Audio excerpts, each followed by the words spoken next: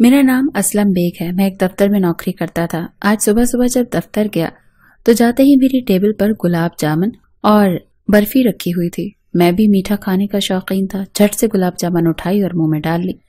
سامنے کھڑا چپڑاسی مسکرا کر کہنے لگا، جناب پہلے پوچھ تو لیتے یہ مٹھائی کس چیز کی ہے؟ میں نے کہا ہاں بولو۔ آج اختر میاں نے اپنا گھر خرید لیا ہے، اس کی خوشی میں یہ مٹھائی سب کو کھلا رہے ہیں۔ جیسے ہی میں نے گھر کا نام سنا تو میں ہکا بکا رہ گیا۔ بھلا میرے ساتھ ہی نوکری کرنے والا اس شخص نے کیسے اتنی جلدی گھر لے لیا؟ لیکن بہرحال میں نے اپنے تاثرات نارمل رکھے تھے۔ چپڑاسی بھی ایک طنزیہ نظر مجھ پر ڈالنے کے بعد وہاں سے جا چکا تھا۔ لنچ ٹائم پر ہم سبھی ایک ہی جگہ پر بیٹھے ہوئے تھے۔ مجھے دیکھ کر میرا ایک دوست طنز کرتے ہوئے کہنے لگا، ارے میاں تم کب تک اپنا گھر لوگے؟ ہمارے فرینڈ سرکل میں تو سب کا ہی اپنا اپنا گھر ہے، لیکن تم اتنا کماتے ہو، نہ جانے کہاں لگا دیتے ہو، ابھی تک کرائے کے گھروں میں دھکے کھا رہے ہو۔ ایک کہنے لگا، ارے یہ تو رہتا بھی اکیلا ہے، نہ جانے اس کی رقم کہاں جاتی ہے۔ ہم بھی تو فیملی والے ہیں، بیوی بچے ہیں، سب کو ساتھ لے کر چل رہے ہیں، اور خیر سے پیسے جمع کر کے ہم نے اپنا نیا گھر بھی بنا لیا۔ کیا پتا یہ کن چکروں میں ہے۔ میں ان لوگوں کو یہ باتیں کرتے دیکھا تو بے تحاشا دل برداشتہ ہو چکا تھا۔ آخر میں ان کو کیا جواب دیتا؟ خاموشی سے اٹھ کھڑا ہوا۔ جی چاہ رہا تھا کہ اپنی بے بسی پر چیخ چیخ کر رو دوں۔ دفتر سے چھٹی ہوئی تو باس نے مجھے بلا لیا۔ افسردگی کے ساتھ باس کے کیبن میں گیا تو مجھے ایک نوٹس تھما دیا۔ مجھے کرنٹ سے لگا کہیں نوکری سے فارغ نہیں کر دیا۔ تو کام بھی ٹھیک کر رہا تھا، لیکن میری خوشی کی انتہا نہ رہی۔ باس نے تو میری پروموشن کر دی تھی، اور صرف پروموشن ہی نہیں کی تھی بلکہ میرا ٹرانسفر بھی دوسرے شہر کر دیا تھا۔ میں تو خوشی سے پھولے نہ سمایا۔ باس کا شکریہ ادا کیا اور اپنے سارے کولیگز کو ایک الوداعی نظر ڈال کر وہاں سے نکل آیا۔ میں نے سکھ کا سانس لیا کہ دوبارہ ایسے کولیگ سے میرا واسطہ نہیں پڑے گا۔ یہ تو دوست کہلانے کے لائق بھی نہیں، جو بھری محفل میں بے عزت کر دیا کرتے ہیں۔ گھر آیا تو مکان مالک دروازے پر کھڑا تھا۔ کہنے لگا کہ ہاں بھیا 2 مہینے کا کرایہ تم نے ابھی تک ادا نہیں کیا، کیا خیال ہے؟ اگلے ہی پل میں نے اس کو 2 مہینے کا کرایہ اس کے منہ پر مارا اور گھر خالی کر دیا۔ جلدی جلدی اپنا سامان پیک کیا اور بس میں بیٹھ کر دوسرے شہر جانے لگا۔ ایک عجیب سی بے چینی نے مجھے گھیر لیا تھا۔ بار بار اپنے ان کولیگز کے تانے میرے ذہن میں آ رہے تھے، جو کہہ رہے تھے کہ نہ جانے یہ اپنے پیسے کہاں کرتا ہے، اپنا گھر تو بنا ہی نہ سکا۔ دراصل میں اپنے باپ کے قرضوں میں ڈوبا ہوا تھا، بے بس انسان تھا۔ میرے ابا کو کینسر تھا۔ شروع میں ہمارے حالات بھی بہت اچھے تھے، لیکن ابا کو کینسر ہوا تو ساری جمع پونجی ان کے علاج پر لگنے لگی۔ لوگوں سے قرض لیے، بینک سے قرض لیے، جہاں سے بھی بن پڑی ہم نے قرض لے لے کر ابا کا علاج کروایا کہ ابا بچ جائیں گے، لیکن شاید ان کی زندگی اتنی ہی لکھی تھی۔ ہم نے نہ صرف ابا کو کھو چکے تھے بلکہ قرضے میں بھی ڈوب چکے تھے۔ میری ماں تو پہلے ہی وفات پا چکی تھی، ایک ابا ہی تھے جو میرا سہارا تھے۔ شاید ابا کی وفات پر ہی میں چیخ چیخ کر رویا تھا۔ ابا تو مجھے چھوڑ کر چلے گئے، لیکن ان کے جانے کے بعد مجھ پر بھاری ذمہ داریاں آ گئیں۔ آخر کو کب تک انتظار کرتا؟ 2-3 مہینے بعد ہی قرضہ مانگنے والے سر پر کھڑے ہو چکے تھے، اور میں سوچتا رہ گیا کہ آخر کیا کروں۔ جہاں تک کہ قرضہ اتارنے کے لیے اپنا آبائی گھر تک فروخت کر دیا، کرائے کے گھر میں رہنے لگا، در در کی ٹھوکریں کھانے لگا۔ یہی کوشش کرتا کہ کوئی ایسا گھر ملے جس کا کرایہ بھی کم ہو، تاکہ میں زیادہ سے زیادہ اپنی تنخواہ میں سے پیسے قرضے میں اتار سکوں، اور پچھلی کئی سالوں میں بس اپنی تنخواہ سے قرضے ہی اتار رہا تھا۔ میں دوسرے شہر پہنچ چکا تھا۔ یہاں پر آنے کے بعد میں نے ایک نظر آس پاس دوڑائی۔ میں تو کسی کو بھی نہیں جانتا تھا، ایسے میں کرائے پر نہ جانے کیسا گھر ملتا کیسا نہیں، لیکن میں نے سوچ لیا تھا کہ کسی ایسی جگہ پر گھر لوں گا جہاں پر کوئی شور شرابہ نہ ہو، میل جول نہ ہو۔ آخر مجھے اس شہر میں ایک ایسا گھر مل ہی گیا جو کہ ایک بوڑھی خاتون کا تھا۔ اس نے اپنے گھر کا نچلا پورشن کرائے کے لیے خالی رکھا تھا اور اوپر والے پورشن میں خود رہتی تھی۔ میں نے تو شکر ادا کیا۔ جب میں اس بوڑھی اماں سے ملا تو مجھے کافی ضعیف دکھائی دیتی تھی۔ بہرحال مجھے کہنے لگی یہ پورا حصہ ہے، 3 کمرے ہیں، لاؤنج ہے، کچن ہے، راہداریاں ہیں، ٹھنڈی ہوائیں آتی ہیں۔ وہ ایک ایک چیز مجھے دکھا رہی تھی، اور میں اگلے ہی پل اس کی بات ٹوک کر کہنے لگا کہ اماں جی مجھے پورا گھر نہیں چاہیے، آپ مجھے ایک کمرہ ہی دے دو، اور ایک کمرے کا ہی کرایہ میں آپ کو دوں گا، کیونکہ میں دفتر میں ہوتا ہوں، صبح صبح یہاں سے چلا جاتا ہوں اور رات کو صرف سونے کے لیے یہاں پر آتا ہوں۔ مجھے اس گھر کی اور ان چیزوں کی ضرورت نہیں ہے، کھانا بھی میں باہر ہی کھا لیا کروں گا، کچن میں بھی میرے کسی کام کا نہیں ہے۔ میں نے یہ بات کہی تو وہ بوڑھی عورت میرا چہرہ دیکھنے لگی، پھر کہنے لگی میں بھی اس گھر میں اکیلی ہی رہتی ہوں، تم فکر مت کرو، میں تمہارے لیے کھانا بنا دیا کروں گی۔ میں نے تو سیدھا سیدھا کہہ دیا کہ اس سے کمرے کا میں مہینے کا 4000 روپیہ کرایہ دوں گا۔ وہ بوڑھی عورت سوچنے لگی، پھر کہنے لگی اچھا ٹھیک ہے بیٹا، جتنی تمہاری جیب اجازت دے تم اتنا ہی دے دینا۔ میں حیران ہوا تھا، لیکن پھر سوچا کہ بوڑھی عورت بھی شاید بھولی بھالی سی ہی ہے۔ میں نے اپنا سامان اس گھر میں شفٹ کر دیا۔ جیسے ہی اپنا سامان وغیرہ لگا کر وہاں پر بیٹھا تو تبھی مجھے سیڑھیاں اترنے کی آواز آئی۔ وہ بوڑھی عورت سیڑھی اتر کر نیچے آ چکی تھی۔ ہاتھ میں چائے کا کپ اور بسکٹ تھے۔ وہ 2 کپ چائے لے کر آئی تھی، لا کر سامنے میز پر رکھ دی اور کہنے لگی کہ کسی مدد کی ضرورت ہوئی تو بتانا۔ چائے دیکھ کر میرا مزاج اچھا ہو چکا تھا۔ ویسے بھی میں چائے کا شوقین تھا اور تھک بھی چکا تھا، لیکن حیرت تو تب ہوئی جب وہ بوڑھی عورت میرے سامنے ہی بیٹھ کر چائے پینے لگی۔ مجھے بھی کہنے لگی، بیٹا چائے پیو، میرے ہاتھ کی چائے جو بھی پیتا ہے اسے پسند آتی ہے۔ بہرحال شاید وہ مہمان نوازی کرنا چاہتی تھی۔ میں نے وہ چائے کا کپ اٹھا کر پی ہی لیا، 2-3 بسکٹ بھی کھائے۔ سوچ ہی رہا تھا کہ اب باہر جا کر ہوٹل سے جا کر نان اور سالن لے آتا ہوں، لیکن تبھی گرم گرم کھانا وہ بوڑھی عورت میرے لیے لے آئی۔ یہ سب کچھ اسے کرتا دیکھ کر میں حیرت میں مبتلا ہو گیا۔ کہنے لگا، آپ یہ سب کچھ کیوں کر رہی ہیں؟ مجھے ان سب کی ضرورت نہیں، آپ اپنا کھانا خود بنائیں اور کھائیں، میں ہوٹل سے منگوا لیا کروں گا۔ کہنے لگی، ارے بیٹا، گھر میں لوگ ہی کتنے ہیں، ایک میں ہوں ایک تم ہو، اگر میں تمہارے لیے بھی کھانا بنا لیا کروں گی تو کون سی کمی آ جائے گی۔ اس عورت کا یہ اپنا پن دیکھ کر مجھے اچھا لگا تھا۔ پتہ نہیں اس کے بال بچے تھے بھی یا نہیں۔ خیر کچھ دیر بعد وہ سونے کے لیے چلی گئی، لیکن اگلی صبح دروازے پر دستک ہونے لگی۔ دستک سن کر میں بے حد بے مزہ ہوا تھا۔ میں تو مزید سونا چاہتا تھا، آخر کون سی قیامت ٹوٹ پڑی تھی۔ جب میں نے دروازہ کھولا تو وہ بوڑھی اماں باہر ہی کھڑی تھی۔ میرے ماتھے پر بل پڑ چکے تھے۔ میں کہنے لگا، کیا ہے، اتنی صبح صبح میرے دروازے پر دستک کیوں دے رہی ہیں؟ کہنے لگی، بیٹا تم نے آفس نہیں جانا؟ گھڑی پر وقت دیکھو۔ ساتھ ہی وہ میرے لیے پراٹھا، انڈا اور چائے بنا کر بھی لائی تھی۔ کہنے لگی، یہ لو جلدی سے کھا لو۔ میں نے گھڑی پر وقت دیکھا تو صرف 15 منٹ بچے تھے۔ میں نہ جانے کیسے اتنی دیر سویا رہا۔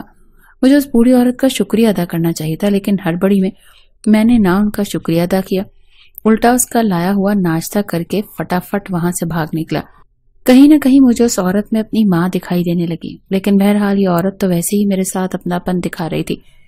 میں نے اسے رات باتوں باتوں میں بتا دیا تھا کہ میں صبح 9 بجے آفس کے لیے نکل جاتا ہوں، پھر شام کو 6 بجے تک واپس آتا ہوں۔ جیسے ہی میں 6 بجے کام سے واپس آیا تو ایک مرتبہ پھر وہ میرے ہی پورشن میں موجود تھی۔ مجھے دیکھ کر میرے کمرے میں آ گئی اور پھر مجھ سے ڈھیروں باتیں کرنے لگی۔ وہ مجھے اپنے بارے میں بتانے لگی، جبکہ میں اس کی باتیں سننے میں ذرا بھی دلچسپی نہیں رکھتا تھا۔ کبھی بتاتی کہ میرے جوڑوں میں درد ہوتا ہے، کبھی کہتی میرے بال جوانی میں ہی سفید ہونا شروع ہو گئے تھے، پھر کہتی کہ یہ موٹے موٹے چشمے اس لیے لگا رکھے ہیں کیونکہ مجھے دور سے کچھ ٹھیک نظر نہیں آتا۔ میں اس کی باتیں سن کر عجیب بدمزہ سا ہو رہا تھا، جی چاہ رہا تھا اپنا دیوار میں سر مار دوں۔ یہ عورت جو عجیب ہی چپکو قسم کی تھی، نہ جانے اس کا مسئلہ کیا تھا۔ جب میری بیزاری سے صاف ظاہر ہو رہا تھا کہ مجھے اس کے لطیفوں پر بھی ہنسی نہیں آ رہی، تو پھر کیوں میرے ساتھ فری ہونے کی کوشش کر رہی تھی؟ آخر کار میں نے خود ہی تنگ آ کر کہا کہ مجھے صبح آفس جانا ہے، مجھے سونا ہے، آپ کو بھی جا کر اب سونا چاہیے۔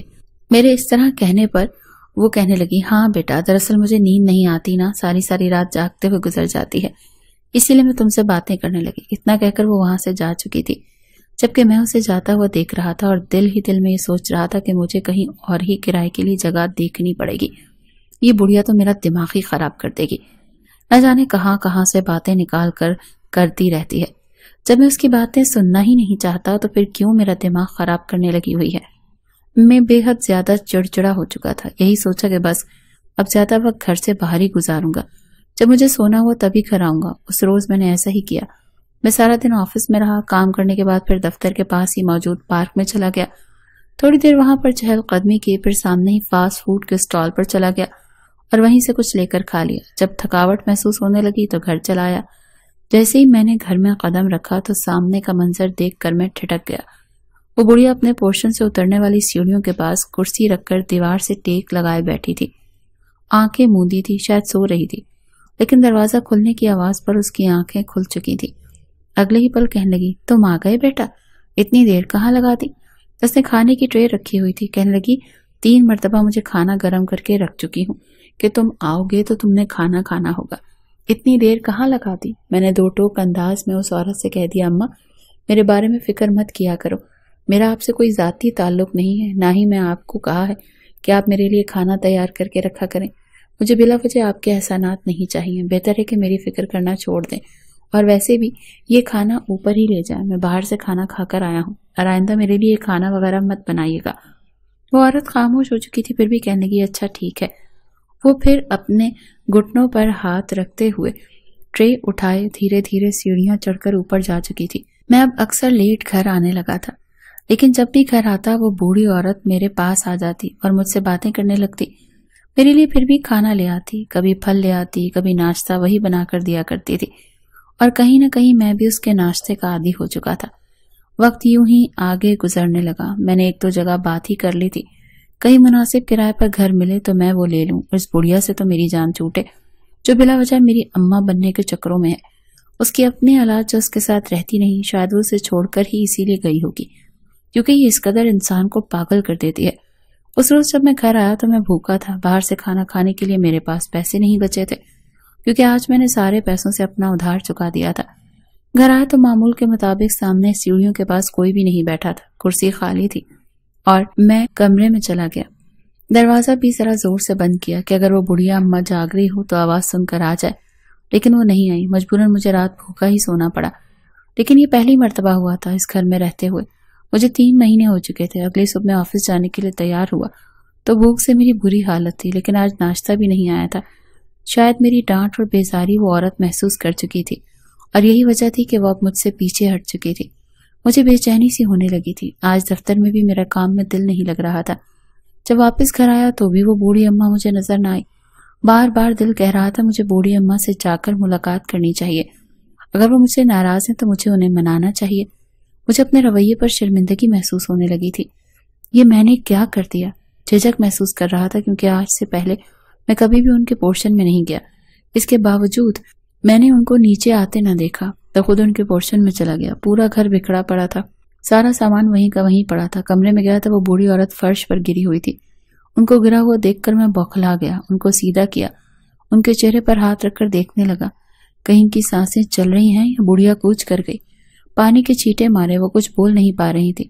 وجود بالکل ٹھنڈا پڑ چکا تھا، نہ جانے ان کو کیا ہوا تھا۔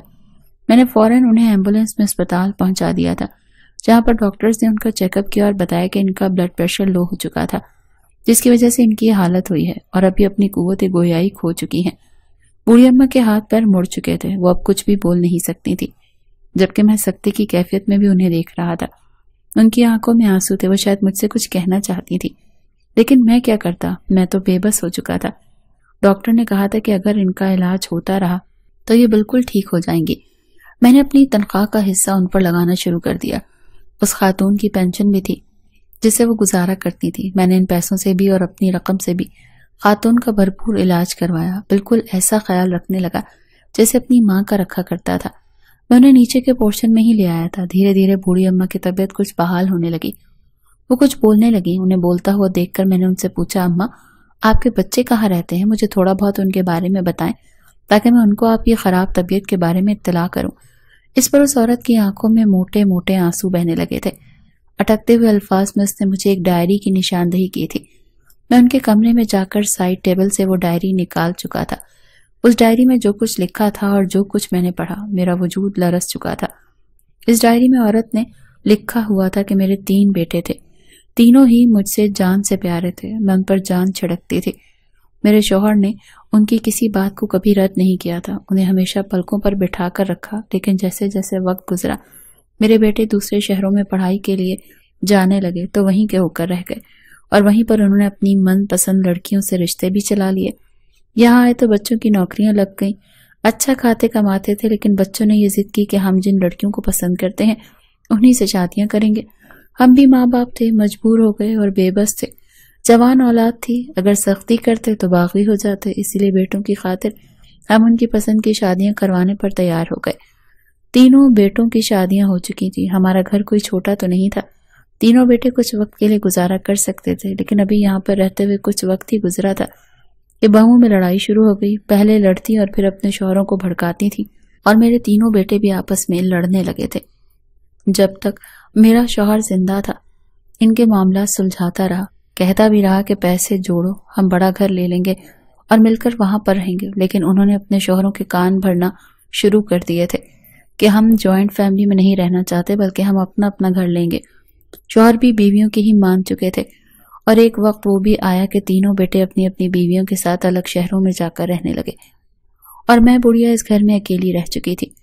سنا ہے پوتے پوتیاں ہیں، بیٹے اچھا کھاتے کماتے ہیں، لیکن میرا کسی سے کوئی رابطہ نہیں ہے۔ نہ ہی کوئی مجھ سے ملنے کے لیے آتا ہے۔ جب میں نے تمہیں اپنے گھر میں دیکھا تو تم میں مجھے اپنے بیٹے کا عکس نظر آنے لگا، اسی لیے میں تمہارا یوں خیال رکھا جیسے کبھی میں اپنے بچوں کا رکھا کرتی تھی۔ اس عورت کی ڈائری میں یہ ساری باتیں لکھی تھی اور ساتھ ہی ایک کانٹیکٹ نمبر کی بھی ڈائری تھی جس میں اس کے بچوں کے نمبر لکھے تھے۔ میں نے اس کے بیٹوں کو کال کر کے ان کی ماں کی خراب طبیعت کے بارے میں بتایا تھا، لیکن ان سب نے یہ کہہ دیا ہم مصروف ہیں، جب وقت ملے گا تو آ کر مل جائیں گے۔ مجھے لگا تھا کہ اپنی ماں کی خراب طبیعت کا سن کر وہ لوگ بھاگے بھاگے آئیں گے۔ میں نے بوڑھی عورت کو اپنے موبائل سپیکر پر ڈال کر آواز سنائی تھی، لیکن جب اس نے اپنے بیٹوں کے منہ سے یہ الفاظ سنے تو وہ رو پڑی۔ کچھ دیر بعد سو گئی۔ مجھے لگا بوڑھی اماں سو چکی، لیکن اگلی صبح وہ اٹھ ہی نہ سکی۔ بہت جگایا، ڈاکٹر کو بلایا، لیکن وہ بے دم ہو چکی تھی۔ میں اپنے باپ کی موت پر بے تحاشا رویا، سوچا تھا کہ شاید ہی کبھی بھی ایسا رو سکوں، لیکن آج جب وہی اماں وفات پا چکی تھی تو میں یوں رویا تھا جیسے یہ میری سگی ماں ہو۔ میں نے اپنے ہاتھوں سے تدفین کی تھی، آخری مرتبہ اس کے بیٹوں کو پھر اطلاع کی، لیکن وہ اس وقت یہاں پر پہنچے جب میں ان کی ماں کو قبر میں اتار چکا تھا۔ رسمی سے ہاتھوں میں مٹی اٹھا کر انہیں اپنی ماں کی قبر پر ڈال دی تھی اور پھر وہیں سے چلے گئے تھے۔ کچھ روز بعد وہ ایک مرتبہ پھر یہاں آیا اور کہنے لگے یہ گھر خالی کر دو، ہم اس گھر کو بیچنا چاہتے ہیں۔ لیکن تبھی کاغذات میں سے کاغذ سامنے آیا اور وکیل نے بھی یہ وصیت سنا دی کہ یہ گھر وہ خاتون مرنے سے پہلے میرے نام کر کے جا چکی ہیں۔ میں تو جتنا حیران ہوتا اتنا کم تھا۔